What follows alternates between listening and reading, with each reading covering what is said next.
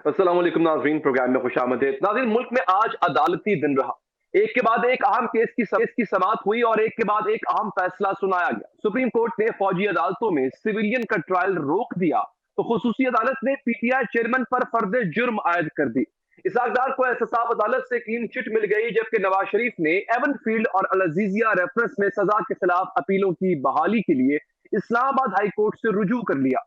Justice Ejazul Hasan की सरबराही में अदालत उज़्मा के 5 रुकनी बेंच ने 4-1 की अक्सरियत से फौजी अदालतों में सिविलियन के ट्रायल के खिलाफ दरख्वास्तें मंजूर करते हुए मिलिट्री कोर्ट्स में सिविलियन का ट्रायल कल अदम करार दे दिया। अदालत उज़्मा ने मिलिट्री एक्ट के सेक्शन 21D की दोनों जेली शिकों को आइन के खिलाफ करार दिया और इसके अलावा ऑफिशियल सीक्रेट एक्ट की शिक 59(4) को भी गैर आइनी करार दिया। सुप्रीम कोर्ट ने अपने मुख्तसर हुक्मनामे में करार दिया कि अगर किसी शहरी का फौजी अदालत में ट्रायल शुरू हो गया है तो वो भी कलअदम तसव्वुर होगा। अदालत उज़्मा ने 9 और 10 मई के वाकयात में गिरफ्तार 102 मुल्जिमान का ट्रायल आम फौजी अदालतों में चलाने का हुक्म दिया, जबकि आर्मी एक्ट की इन शिकों को जिनके तहत सिविलियन का ट्रायल हो सकता है उनको भी आइन से मुतसादिम करार दिया।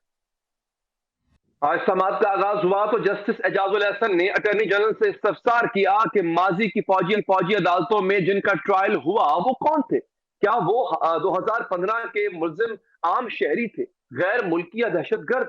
मंसूर उस्मान अवान ने बताया कि मुल्जिमों में मुल्की और गैर मुल्की दोनों ही शामिल थे, दहशतगर्दों के सहूलतकार भी शामिल थे। जस्टिस एजाजुल हसन ने सवाल पूछा कि दहशतगर्दों के ट्रायल के लिए तरमीम जरूरी थी तो सिविलियन के लिए क्यों नहीं? क्या 21वीं आनी तरमीम के वक्त भी मुल्जिमों ने फौज या तंसीबात पर हमला किया था? अटॉर्नी जनरल ने कहा कि 21वीं तरमीम में ममनुआ इलाकों में हमले वालों के फौजी ट्रायल की शिक शामिल की गई। जस्टिस एजाजुल हसन ने सवाल किया कि जो ट्रायल फौजी अदालतों को काबिल कबूल नहीं था वो दूसरों का कैसे किया गया, सिविलियन आर्मी एक्ट के दायरे में कैसे आते हैं? जस्टिस आयशा मलिक ने सवाल किया कि आइन का आर्टिकल 8 क्या कहता है कि अटॉर्नी जनरल साहब, अफवाज में नज्म जब्त के कानून का इतलाक सिविलियन पर कैसे हो सकता है? अदालत ने यह दरवाजा खोला तो ट्रैफिक सिग्नल तोड़ने वाला भी बुनियादी हुकूक से महरूम हो जाएगा। क्या आइन की यह तशरीह करे कि जब दिल चाहे बुनियादी हुकूक मुअत्तल कर दिए जाए? सुप्रीम कोर्ट ने फौज की तहवील में मौजूद मुल्जिमों की दरख्वास्तें भी वापस कर दी और कहा कि इन दरख्वास्तों के साथ बयान हल्फी नहीं। अटॉर्नी जनरल के दलाइल मुकम्मल होने के बाद सुप्रीम कोर्ट ने फौजी अदालतों से मुतालिक दरख्वास्तों पर फैसला महफूज कर लिया, जो कुछ देर के बाद सुना दिया गया। अगरचे मिलिट्री कोर्ट्स में ट्रायल के हवाले से तरीके इंसाफ की बड़ी मुश्किल टल गई, ताहम साइफर केस में पीटीआई चेयरमैन और वाइस चेयरमैन के खिलाफ घेरा तंग होता जा रहा है। आज ऑफिशियल सीक्रेट एक्ट के तहत खुसूसी अदालत के जज अबुल हसनात मोहम्मद जुल्करनैन ने अडियाला जेल में साइफर केस की समाअत के दौरान साबिक वजीर आजम और साबिक वजीर खारजा पर फर्द जुर्म आयद की, जबकि दोनों मुल्जिमों ने सेहत जुर्म से इनकार कर दिया। चार्जशीट के मुताबिक साइफर इंतहाई अहम और खुफिया दस्तावेज है जिसे किसी सूरत भी शेयर नहीं किया जा सकता। साबिक वजीर आजम ने बददियानती और बदनीयती से जानबूझकर साइफर तहवील में रखा। फर्द जुर्म में यह भी कहा गया है कि मुल्जिमों ने साइफर के मंदरजात को कौमी सलामती के बरअक्स जाती मकासद के लिए इस्तेमाल किया। अदालत ने ट्रायल का बाकायदा आगाज करते हुए 27 अक्टूबर को गवाहों को तलब कर लिया। साइफर केस में साबिक वजीर आजम के साबिक प्रिंसिपल सेक्रेटरी आजम खान वादा माफ गवाह बन चुके हैं, जबकि अमेरिका में पाकिस्तान के साबिक सफीर असद मजीद भी पीटीआई चेयरमैन के साजिशी बयानिए से इजहार लाताल्लुकी कर चुके। साइफर केस में फर्द जुर्म साबित होने पर 2 से 14 साल की सजा हो सकती है। दूसरी जानिब नाज़रीन, नून लीग के अच्छे दिन शुरू हो गए। आज एहतसाब अदालत ने साबिक वजीर खजाना इसहाक डार को आमदन से जायद असासा जात के केस में बरी कर दिया। नया प्रोसिक्यूटर ने अदालत को बताया कि इसहाक डार के खिलाफ सबूत है, ना मजीद तहकीकात की डायरेक्शन है। उधर वतन वापसी के बाद मुस्लिम लीग नून के कायद नवाज शरीफ ने भी एवन फील्ड और अल अजीजिया रेफरेंस में सजा के खिलाफ अपीलें बहाल करने की दरख्वास्तें इस्लामाबाद हाई कोर्ट में दायर की। दरख्वास्तों में कहा गया कि जानबूझकर नहीं बल्कि सेहत की खराबी के बायस अपीलों की पैरवी के लिए हाजिर नहीं हो सके, जमानत की रियायत का गलत इस्तेमाल नहीं किया, जबकि मेडिकल रिपोर्ट्स मुस्तकिल बुनियादों पर लाहौर हाई कोर्ट में जमा कराते रहे। नवाज शरीफ एवन फील्ड और अल अजीजिया रेफरेंस में सजा याफ्ता है, जबकि इस्लामाबाद हाई कोर्ट ने नवाज शरीफ के इलाज के लिए बैरून मुल्क जाने के बाद अदालत ने पेश न होने पर उनकी अपीलें अदम पैरवी पर खारिज कर दी थी। सुप्रीम कोर्ट में आज 90 रोज में इलेक्शन केस की समाप्त भी हुई। चीफ जस्टिस काजी फाइज ईसा ने रिमार्क्स दिए कि 90 रोज में इलेक्शन इलेक्शन वाली बात मुमकिन नहीं, वो बात बताएं जो मुमकिन हो। उन्होंने वाजे किया कि अगर आइन में कुछ दर्ज है तो वो हरफ आखिर होगा। चीफ जस्टिस ने सुप्रीम कोर्ट बार एसोसिएशन के सदर आबिद जुबैरी से इस्तफसार किया कि हमें सिर्फ इस सवाल का जवाब दें कि नई मर्दमशुमारी कलअदम करार दे तो इंतखाबात किस मर्दमशुमारी के तहत होंगे। आबिद जुबैरी ने कहा कि 90 दिन गुजर जाने के बावजूद 2 निगरान सूबाई हुकूमतें अब भी काम कर रही हैं। चीफ जस्टिस ने कहा कि आप इसके लिए अलग से कोई दरख्वास्त दायर करें। जस्टिस अतर मिनल्ला ने कहा कि हम अगर मर्दमशुमारी के मामले में पड़े तो इंतखाबात मजीद ताखीर का शिकार हो सकते हैं। चीफ जस्टिस ने कहा कि बुनियादी सवाल एक ही है, क्या आप चाहते हैं कि इंतखाबात 2017 की मर्दमशुमारी के मुताबिक हो? हम मुख्तसर वक्फे के बाद आ रहे हैं, आप इस मामले पर तैयारी कर लें। बादशाह अदालत उज़्मा ने वफाक और इलेक्शन कमीशन को नोटिस जारी करते हुए इलेक्शन केस की मजीद समात 2 नवंबर के लिए मुलतवी कर दी।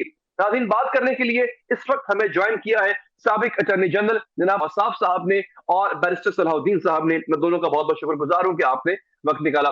बैरिस्टर साहब, सर आपकी नजर में जिस तरह से अदालत ने आज कलअदम करार दिया है इस कानून को, जहां पे मिलिट्री कोर्ट में ट्रायल नहीं हो सकता है आम शहरियों का, लेकिन सर इसमें आपको क्या लगता है कि जिस जिस बुनियाद पे ये मिलिट्री कोर्ट्स में ट्रायल का काम शुरू किया गया था, क्योंकि जो हसास मकामात, जो इंस्टॉलेशन थी, वो तो पाक फौज की थी, हमला भी उन्हीं पर हुआ था। तो फिर एक सिविलियन अगर किसी पाक फौज की इंस्टॉलेशन पे हमला करे तो क्यों नहीं उसका ट्रायल हो सकता मिलिट्री कोर्ट में? सर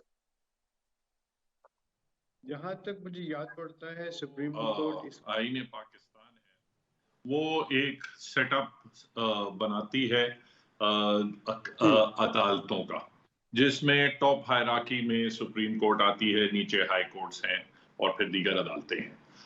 सुप्रीम कोर्ट ने माजी में कई फैसलों में, महरम अली का केस है, लियाकत हुसैन का केस है और रावलपिंडी डिस्ट्रिक्ट बार एसोसिएशन में भी इसी किस्म की ऑब्जर्वेशंस थी कि जो नॉर्मल जुडिशल सेटअप है उसके अलावा किसी सिविलियन की ट्रायल नहीं हो सकती, और उसकी वजह ये बताई है कि इंडिपेंडेंस ऑफ जुडिशरी का ये तकाजा है और उससे कि जो जहां भी आपकी ट्रायल हो, किसी भी मुल्जिम की ट्रायल हो, वो बिल्कुल आज़ाद अदालतें होनी चाहिए, और अगर ये ना हो तो उनके जो बुनियादी हकूक हैं वो मुतासर होते हैं।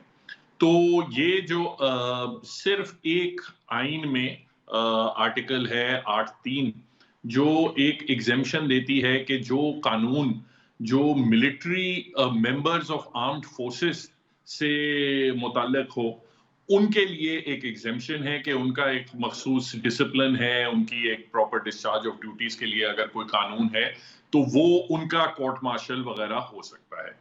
अब अदालत के सामने ये आर्ग्यू किया गया कि 1967 में एक कानून में तरमीम की गई जिसे 21D कहते हैं, उसमें सेक्शन 21D, उसमें कुछ सूरतों में सिविलियंस की भी ट्रायल मिलिट्री कोर्ट मार्शल के जरिए उन्होंने अलाउ की।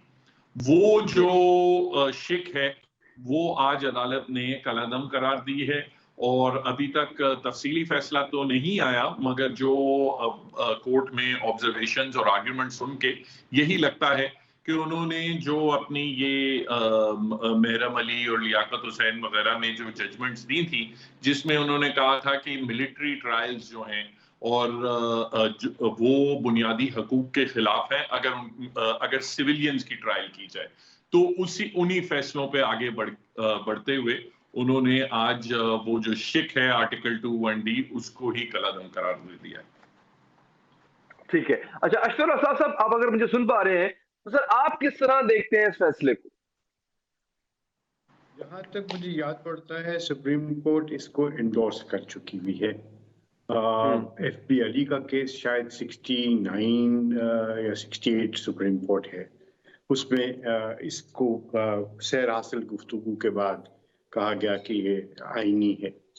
उसके बाद बारहा इस तरह के मामला सामने आए, और जो आखिरी केस इसके ऊपर था काबिल जिक्र वो था रावलपिंडी बार एसोसिएशन का केस। उसमें मिलिट्री कोर्ट्स की है, उनकी जो सारा प्रोसीजर को बहुत गहराई में जाकर देखा गया, एक एक चीज को देखा गया और नोट किया गया कि जब ट्रायल शुरू होता है तो ओथ लेता है जज कि वो कानून के मुताबिक, आइन के मुताबिक और तमाम इंसाफ के तकाजे पूरे करते हुए उसका फैसला करेगा। उनका भी ट्रायल आपको याद होगा, सिविलियंस ही थे वो, और उसको भी अपहोल्ड किया गया और कहा गया ये फेयर प्रोसीजर। एक और इंटरेस्टिंग बात है वो ये है कि मिलिट्री कोर्ट्स की हैत, उनके प्रोसीजर वगैरह को इंटरनेशनल कोर्ट ऑफ जस्टिस में भी देखा गया और वहां पे भी ये कहा गया कि ये बिल्कुल इसके अंदर कोई गैर आईनी चीज नहीं है। वो जो मामलात हैं वो इंसाफ के तकाजे पूरे करते हुए हैं और कहा गया कि सिर्फ एक राइट ऑफ अपील जो है वो अगर मिल जाए तो सारा कुछ है। तो मिलिट्री कोर्ट्स के हवाले से जो फेयर ट्रायल की बात है वो उसके तकाजे जो याद पड़ता है मुझे अगर सही तरीके से, तो आर्टिकल 199 के तहत पिटिशंस भी फाइल हुई और उनके अंदर भी ये देखा गया कि क्या ये प्रोसीजर फेयर है और क्या ये आइन के मुताबिक है। तो इन सब जो जजमेंट्स हैं उसके बावजूद ये फैसला आ गया है। बिल्कुल ठीक है, इसके खिलाफ अब अपील होगी और अपील जो है उसमें फिर हतमी तौर पर फैसला होगा। एक चीज तय है वो ये है कि ये नहीं कहा गया कि ये जराइम सरजद नहीं हुए, ये भी नहीं कहा गया जो यानी उनको बरी जिम्मा करार नहीं दिया गया। ये आम केसेस की तरह चलेंगे और फिर ये उसी तरह सर्द खाने में चले जाएंगे जिस तरह आम केसेस सर्द खाने में चले जाते हैं। आपने देखा लाखों केसेस जो हैं वो पेंडिंग हैं और जब इस तरह के मामलात हों फिर क्या कह सकता है आदमी, सवाए इसके कि अगर आपके पास मुल्क और कौम की सालमियत के मुतालिक कोई मामलात आए तो वो भी उनको भी आप उसी तरह ट्रीट करें जिस तरह किसी ने जेब तराशी का काम किया हो या बलवा किया हो या लड़ाई झगड़ा किया हो। अच्छा, ये गुफ्तगू बरसर साहब आपने भी सुनी है, तो कहीं इससे ये तासुर तो नहीं जाएगा कि जी कल को कोई भी उठे, वो पाक फौज की किसी इंस्टॉलेशन पे जाके हमला कर दे या उसको नुकसान पहुंचाने की कोशिश करे और फिर वो पाक फौज के पास ये भी इख्तियार ना हो कि वो अपने कानून के तहत, जो कि आइन उनको देता है इजाजत, उसके तहत मिलिट्री कोर्ट में किसी का ट्रायल कर सके। तो अब इस फैसले के बाद इस तरह का कोई भी आगे कोई और भी रद्द-ए-अमल अगर आता है तो वो मिलिट्री कोर्ट से मुबर्रा होगा, उसका ट्रायल अब आर्म कोर्ट में ही होगा, मतलब जो सिविलियन कोर्ट है उसमें ही होगा। देखें, इसमें जो एफबी अली का केस था वो 1973 में उसका या 75 में उसका फैसला हुआ था। उसके बाद कई सुप्रीम कोर्ट की जजमेंट्स आई। आपको याद है नवाज शरीफ साहब के जो दौर था, जो उनकी सेकंड गवर्नमेंट थी, उसके दौरान दहशत गर्दों के लिए मेहरम अली वगैरह में और लियाकत हुसैन में जो मिलिट्री कोर्ट्स एस्टेब्लिश की गई दहशत गर्दी के वाकयात के खिलाफ, और उसमें भी सुप्रीम कोर्ट ने कहा कि नहीं, इनको आप बेशक एंटी टेररिज्म कोर्ट में ट्राई करें आप, मगर आप इनकी मिलिट्री ट्रायल नहीं कर सकते। उसी तरह अब जो रावलपिंडी डिस्ट्रिक्ट बार एसोसिएशन का केस था उसमें भी बिल्कुल जेट ब्लैक टेररिस्ट जिसे हम कहते हैं उनके केसेस थे, मगर उसमें भी आपको याद होगा कि एक आईनी तरमीम दरकार थी कि आइन को ही अमेंड करना पड़ा, उसके बाद उनकी ट्रायल्स, मिलिट्री ट्रायल्स मुमकिन हुई। अब यहाँ सवाल ये पैदा होता है कि अगर आप इतनी hard core enemies of the state terrorist के लिए भी अगर आपने उनको मिलिट्री ट्रायल करनी है तो आपको आइन में तरमीम दरकार है। तो एक आम, अगर फॉर एग्जांपल राइटिंग के केसेस हैं, डिस्ट्रक्शन ऑफ प्रॉपर्टी के केसेस हैं, damage of buildings of armed forces के केसेस हैं, तो फिर आम सिविलियंस को आप कैसे मिलिट्री कोर्ट में ट्राई कर सकते हैं जबकि इस बार किसी किस्म की आईनी तरमीम नहीं होती। लेकिन बात दूसरी ये है कि जो कत्ल के केसेस हैं, जो टेररिज्म के केसेस हैं, वो कोई लोग कोई बरी जमा तो नहीं होते। हमारे आम ऑर्डिनरी जो सिविल कोर्ट्स जो क्रिमिनल कोर्ट्स हैं, उनमें उनके मुकदमात होते हैं, लोगों को सजाएं भी होती हैं, लोगों को फांसियां भी होती हैं। अगर हम ये कह दें कि जब भी आर्म्ड फोर्सेस से कोई भी रिलेटेड चीज होगी तो उसके लिए हमारा अदालती निजाम जो है वो अनफिट है। उनके लिए जब भी कोई आर्म्ड फोर्सेस के इंटरेस्ट हों तो उसके लिए हम अपनी ना हम सिविल अदालतों को मानते हैं, ना हम क्रिमिनल अदालतों को मानते हैं। उसके लिए आर्म फोर्सेस खुद अपनी अदालतें लगाएं और खुद फैसला करें। तो मैं ये समझता हूं कि ये जो इंसानी और बुनियादी हकूक हैं जो हमारी आइन उनको गारंटी करता है, तो उसके खिलाफ होगा। जो कानून है, जब आप चाहे आप किसी पुलिस थाने पे हमला करें या अगर आप किसी फौजी इंस्टॉलेशन पे हमला करें, अगर आप आर्म्ड फोर्सेस के डिसिप्लिन में नहीं आप सिविलियन। ठीक है साहब, मैं सर वापस आपके पास आता हूं सर, क्योंकि वक्त कम है। मैं एक अशरफ साहब को साथ एक सवाल और करना चाहता हूं। अशरफ साहब, इस सबसे तहरीके इंसाफ को फायदा क्या होगा? क्योंकि 9 मई के वाकयात, फिर मिलिट्री कोर्ट में ट्रायल, वो भी तहरीके इंसाफ के लोगों का ही हो रहा है या उनके वर्कर्स का हो रहा है। तो और इमरान खान का अपना ट्रायल, तहरीके इंसाफ के चेयरमैन का अपना ट्रायल भी उसी में होना था, अगर उन पे फर्द जुर्म आयद होती है, तो इससे उनको कितना फायदा होगा? देखिए, अव्वल तो ये कि ये बिल्कुल तहरीक इंसाफ ही के लोगों को बचाने के लिए पिटीशन फाइल की गई थी। ये उन्हीं की बेनिफिट के लिए सारा काम किया गया था। और हमें नजर आ रहा है जो जिस तरीके से सारा ट्रेंड चल रहा था कि ये प्रॉक्सी पिटीशंस थी। किसी ने जिसका ट्रायल चल रहा है उसने उसको बिल्कुल भी किसी भी तरीके से चैलेंज नहीं किया था। फायदा क्या होगा? फायदा इंडिविजुअल्स को तो फायदा हो जाएगा, लेकिन मुल्क और कौम को क्या नुकसान नहीं होगा, ये सवाल पूछने वाला है। याद रखिए कि मिलिट्री में, एयरफोर्स में, नेवी में बहुत सारे सिविलियंस भी मुलाजमत करते हैं और काम करते हैं। उनके इंटरएक्शन भी फौज के साथ होता है, बल्कि वो सिविल जो फौज के और एयरफोर्स के और नेवी के इंस्टॉलेशंस पे काम कर रहे हैं, तो क्या उनका भी ट्रायल जो है वो सिविलियन कोर्ट्स में होगा? क्या ये एक ऐसी चीज है जो कि आर्टिकल 8 से मुतसादम नहीं होगी? ये सारे सवाल उठते हैं। और एक और बात कहता जाऊं मैं, मुझे इस बात का बहुत अचंभा होता है जब लिखा जाता है for reasons to be recorded letter.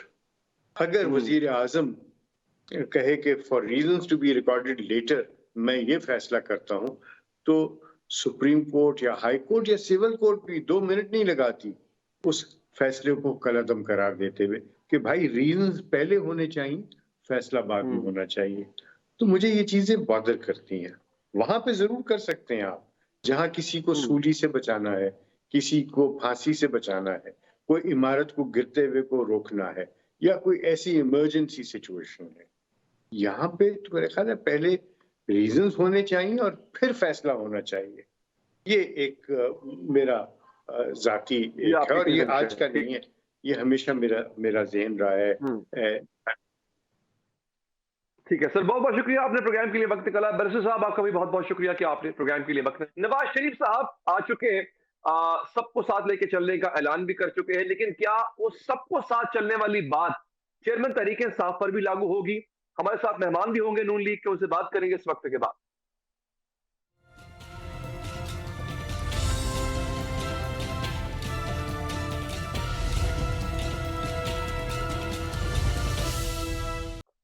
Break के बाद हाजिर नाज़रीन, नवाज शरीफ सबके साथ मिलकर चलने का ऐलान तो कर चुके हैं, लेकिन आसार कुछ और नजर आ रहे हैं। ये तासुर वाज़ेह हो रहा है कि नवाज शरीफ की जमात को तो सियासत करने की आजादी है, लेकिन इनके मुकाबिल सियासी जमातें शिकायत का इज़हार कर रही है। मुस्लिम लीग नून के लिए तो सहूलियात ही सहूलियात है, लेकिन इनकी मुखालिफ सियासी जमातों को बहुत से तहफ़्फ़ुज़ात है। मुस्लिम लीग नून के कायद वतन वापसी का इरादा करते हैं तो उनकी हिफाजती जमानत मंजूर होती है, जलसा मुनक्कद करते हैं तो इजाजत मिलती है, जलसा गाह पहुंचते हैं तो प्रोटोकॉल मिलता है, सैल्यूट किया जाता है। जबकि दीगर सियासी जमातें एक कन्वेंशन भी कराने लगे तो रुकावटें डाल दी जाती हैं। हालांकि नवाज शरीफ ने वतन वापसी पर जलसे से खिताब में कहा था कि वो इंतकाम नहीं लेना चाहते, बल्कि रियासती इदारों और सियासी जमातों के साथ मिलकर काम करना चाहते हैं। इसके बाद उन्होंने जाती उमरा लाहौर में सियासी रहनुमाओं से मुलाकातें भी की हैं। ये खबरें भी आई हैं कि अवामी नेशनल पार्टी, बलूचिस्तान अवामी पार्टी और जेडीए नून लीग के साथ चलने को तैयार है। शरीफ की जानिब से मिलकर चलने का ये ऐलान तमाम जमातों के लिए है। राना सनाउल्लाह कहते हैं नवाज शरीफ ने मिलकर काम करने की जो बात की, इसमें पीटीआई भी शामिल है, लेकिन साथ ही उन्होंने ये भी कहा कि 9 मई का मुजरिम टोला इसमें शामिल नहीं। लेकिन इसके बावजूद सियासी हकीकत यह है कि नून लीग के अलावा दीगर सियासी जमातों को वो सियासी सहूलत मैसर नहीं जो इस वक्त मुस्लिम लीग नून को दस्तयाब है। मुस्लिम लीग नून को तो लाहौर में एक बड़े जलसे की इजाजत दी गई, जिसके लिए मुल्क भर से काफिले आए। यहां तक कि जब नवाज शरीफ पाकिस्तान पहुंचे तो इन्हें कानूनी दरख्वास्तों पर दस्तखत और बायोमेट्रिक की सहूलत एयरपोर्ट पर फराहम की गई। नाज़रीन, फिर जब वो जलसे से खिताब के लिए मीनार पाकिस्तान पहुंचे तो लाहौर की सिविल इंतजामिया ने इन्हें सरकारी प्रोटोकॉल दिया। नवाज शरीफ का हेलीकॉप्टर मीनार पाकिस्तान के करीब उतरा तो लीगी रहनुमाओं के साथ साथ कमिश्नर लाहौर और सीसीपीओ भी मौजूद थे। सीसीपीओ ने तो नवाज शरीफ को सल्यूट भी किया। नवाज शरीफ को एयरपोर्ट पर ही बायोमेट्रिक की सहूलत दिए जाने पर सवालात भी उठ रहे हैं। आज एक प्रेस कॉन्फ्रेंस में निगरान वजीर आजम अनवारुल हक काकड़ से भी यही सवाल किया गया, जिसके जवाब से अंदाजा हुआ कि बायोमेट्रिक एयरपोर्ट पर कराने की हिदायत नादरा को निगरान हुकूमत ने ही जारी की थी। एक जानिब नवाज शरीफ वतन वापसी और उनकी जमात को जलसे के लिए तमाम सहूलियात मुहैया कर रही है, दूसरी जानिब तहरीके इंसाफ को लाहौर में ही एक कन्वेंशन तक मुनक्किद नहीं करने दिया गया।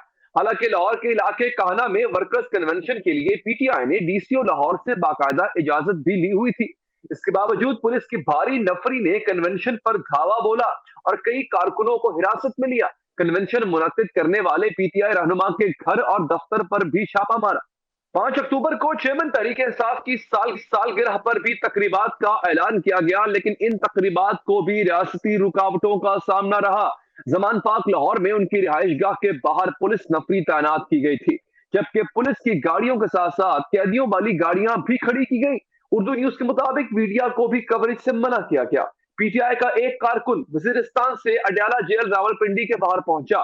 वो चेयरमैन तहरीक इंसाफ की सालगिरह मनाना चाहता था, लेकिन इसे पकड़कर 15 रोज के लिए नजरबंद कर दिया गया। रोक टोक का सिलसिला तहरीक इंसाफ तक महदूद नहीं, पाकिस्तान पीपल्स पार्टी भी यही शिकायत कर चुकी है कि इससे लेवल प्लेइंग फील्ड नहीं दी जा रही। Peoples party chairman Bilawal Bhutto Zardari ने आज भी यही कहा कि सबको लेवल प्लेइंग फील्ड दी जाएगी तो बहुत इंतखाबात आजाद और शफाफ होंगे। इससे पहले भी बिलावल भुट्टो की शिकायत है कि नून लीग के अलावा दीगर जमातों को लेवल प्लेइंग फील्ड दस्तयाब नहीं है। नाज़रीन, आखिर ऐसा तासुर क्यों दिया जा रहा है कि नून लीग के अलावा दीगर सियासी फरीकों के लिए सियासी जमीन तंग कर दी गई है? क्या मुस्लिम लीग नून ने यह फैसला कर लिया है कि किसी मुखालिफ फरीक के लिए भी कोई जगह नहीं होगी? हमारे साथ मुस्लिम लीग नून के रहनुमा मौजूद होंगे, उनसे बात करेंगे इस वक्त के बाद।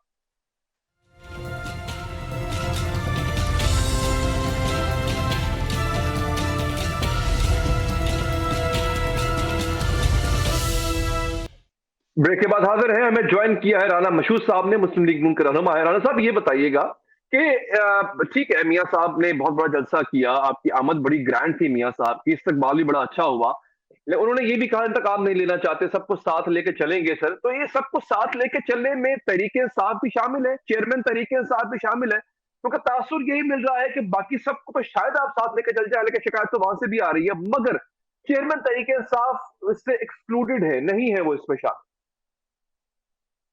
बिस्मिल्लाहिर्रहमानिर्रहीम। देखें, आपका सवाल बहुत अहम सवाल है। हम सियासी लोग हैं और सियासी जमातों को स्पेस देना, सियासी लीडर्स को स्पेस देना, ये जमहूरियत का हुस्न होता है।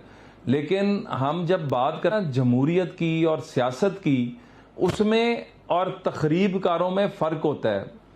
मियाँ नवाज शरीफ साहब, हम लोगों ने मुशर्रफ का मार्शल लॉ देखा, मार्शल लॉ था, लेकिन हमने कभी एक मिसाल नहीं कि कहीं पर कोई गमला भी तोड़ा हो। मतलब बात करते थे, एहतजाज करते थे, सियासी गुफ्तगू करते थे, जमहूरियत की बात करते थे, आईने पाकिस्तान की बात करते थे, पाकिस्तान के अवाम की बात करते थे, लेकिन कभी ये नहीं कहा कि, हालांकि उस वक्त तो डायरेक्ट मार्शल लॉ था कि जाकर GHQ पे चढ़ जाओ, जाके जो शोहदा हैं उनकी यादगारों को जो है तहस नहस कर दो, एयरफोर्स के ऊपर हमला कर दो। तो मतलब जब आप इस तरह की हरकत करेंगे तो फिर आप सियासत के अमल से बाहर आकर आप तखरीबकारी के अंदर आ जाते हैं। तो तखरीबकारों की सियासत के अंदर जगह नहीं होती। मेरी जमात का कोई भी मौकफ हो, मेरा मौकफ बहुत क्लियर है कि जो अगर तो ये चाहते हैं सियासत करना तो 9 मई के वाकयात के ऊपर खुलकर आकर कौम के सामने माफी मांगे।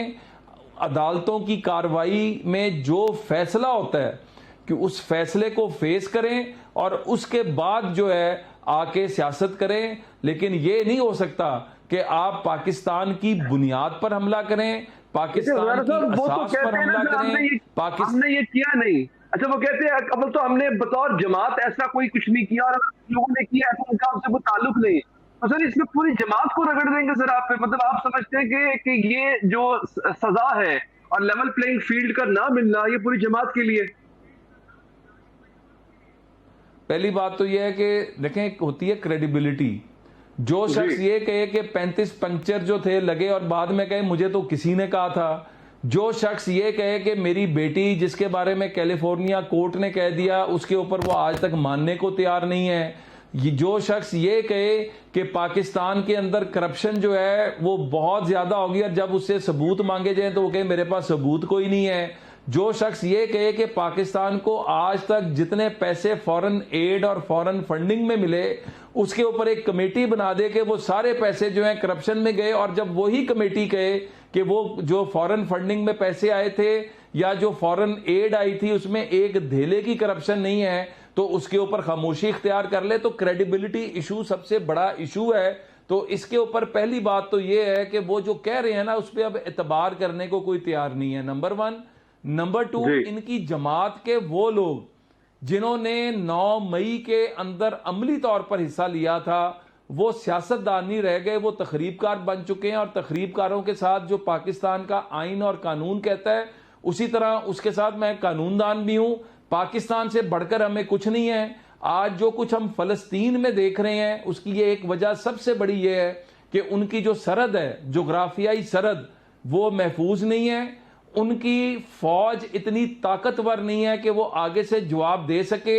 तो पाकिस्तान की सलामती की जामिन जो अदारे हैं अगर उन पे कोई हमला करेगा, पाकिस्तान को कमजोर करने की साजिश करेगा, तो पहले उसको कोर्ट ऑफ लॉ को फेस करना होगा, आईने पाकिस्तान को फेस करना होगा, उसके बाद माफी मांगनी होगी, फिर आकर वो सियासत कर सकता है। माफी तो मांगेंगे ना, बिल्कुल ठीक है, माफी वो लोग उनको मांगनी चाहिए, लेकिन वो किरदार जिन्होंने 9 मई का जो हिस्सा बने सर, अब बतौर सियासी जमात अगर वो अपनी सियासी एक्टिविटी करना चाह रहे हैं तो सर वो भी हक नहीं है उनको, क्योंकि इलेक्शन कमीशन उनको सियासी जमात मानता है। अच्छा, उनका एक वोट बैंक है। अब जो लोग उसमें से ऐसा कर रहे थे उनको बिल्कुल सजा मिलनी चाहिए, लेकिन अगर वो सियासी जमात के तौर पे अपनी कोई एक्टिविटी करना चाहते हैं तो सर वो भी अलाउ नहीं होनी चाहिए उनको, आप समझते हैं? देखें, टीटीपी अपने आप को एक सियासी जमात कहती है, कल उसको कालेदम किया गया। उसकी वजह क्या है? आर्मी पब्लिक स्कूल के ऊपर हमले, तनसीबात पर हमले, खुदकुश धमाके।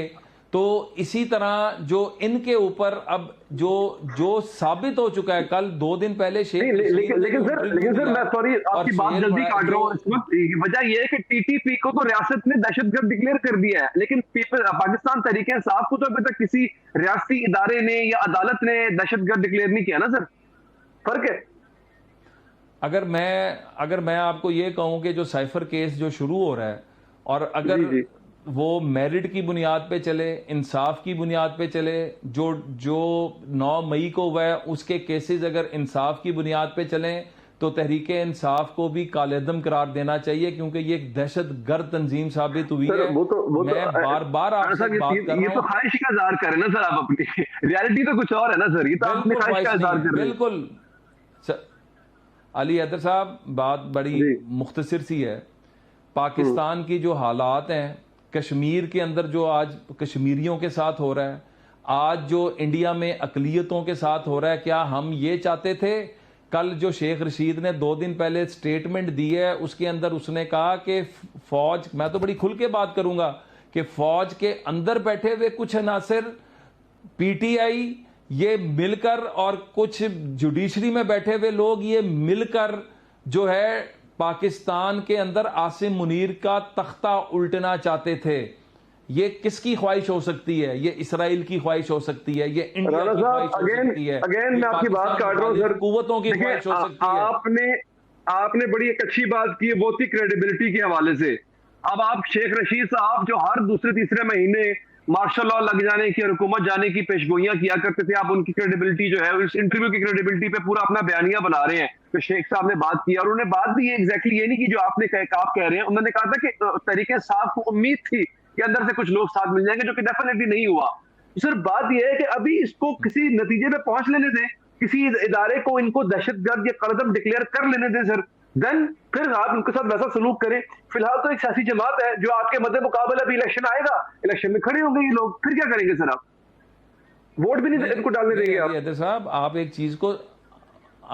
एक चीज को समझ नहीं रहे हैं। हम कुछ नहीं कर रहे हैं इस वक्त। तो एक इंटरिम सेटअप है, सुप्रीम कोर्ट ऑफ पाकिस्तान मौजूद है, हाई कोर्ट्स मौजूद हैं, यहां पर अदारे मौजूद हैं। जो कार्रवाई हो रही है इन अदालतों में हो रही है, इन अदारों के थ्रू जो इन्वेस्टिगेशन हो रही है उसकी बुनियाद पर हो रही है। मैं तो ये आप मेरी बात को अगर पीछे देखें, मैंने कहा था बहैसियत कानूनदान मैं ये समझता हूं कि अगर साइफर केस के अंदर 9 मई के वाकयात के अंदर अगर मेरिट के ऊपर चला गया तो ये जो पाकिस्तान तहरीके इंसाफ है इसको कालेदम होना चाहिए। ये मुस्लिम लीग नून जो है ये नहीं चाह रही। हमने तो इलेक्शंस मुशर्रफ के दौर में भी लड़े, हमने उससे पीछे भी लड़े, हमने हर हालात में इलेक्शन लड़े। अल्लाह के फजल से हम अवाम के अंदर ग्रास रूट लेवल तक मौजूद हैं, जिसका सबूत हमने 21 अक्टूबर को दिया कि हमारी जो इतनी बड़ी मैसिव किस्म की जो मोबिलाइजेशन थी पाकिस्तान की तारीख में देखने को नहीं मिलती। तो मैंने अपनी ख्वाहिश का इजहार किया है, ना मैंने कहा कि इनको कर दें। मैं सिर्फ ये कह रहा हूं कि कानून और मेरिट के ऊपर चलें। तो जब तक इनके खिलाफ कार्रवाई नहीं होगी, जो अदारे जो हमारे ताबे नहीं है, जो इंटरिम गवर्नमेंट जो अपने फैसले कर रही है, मतलब अदारे जो हैं वो काम कर रहे हैं। मैं खाली शेख रशीद की बात नहीं है, उस्मान डार को सुन लें, आप रियाजुल हसन चौहान को सुन लें। इदारे तब भी काम कर रहे थे सर जब आप लोग प्रोसिक्यूट हो रहे थे, जब आप लोग जेर अताब थे, तब भी ये इदारे इंडिपेंडेंट ही कहे जाते थे सर। और बाद में पता चला कि इन इदारों ने कहां से कैसे जो है वो इंस्ट्रक्शन ली। लेकिन सवाल ये नहीं है, सवाल मेरा और है, तरीके से आपको छोड़ देते हैं सर। यही शिकायत पीपल्स पार्टी भी तो कर रही है सर, जो 16 महीने आपके साथ इत्तेहादी रही, वो भी शिकायत कर रही है कि सारी की सारा सिस्टम सहूलतकार बना हुआ है नून लीग का, लेवल प्लेइंग फील्ड नहीं है। मुझको एक सहूलतकारी बता दें कि पीएमएलएन की सहूलतकारी कहां पर हुई है। अगर मैं आपको खुद कह देता हूं कि मैं ये सोशल मीडिया पे पढ़ रहा हूं कि इमरान खान के 14 केसेस के अंदर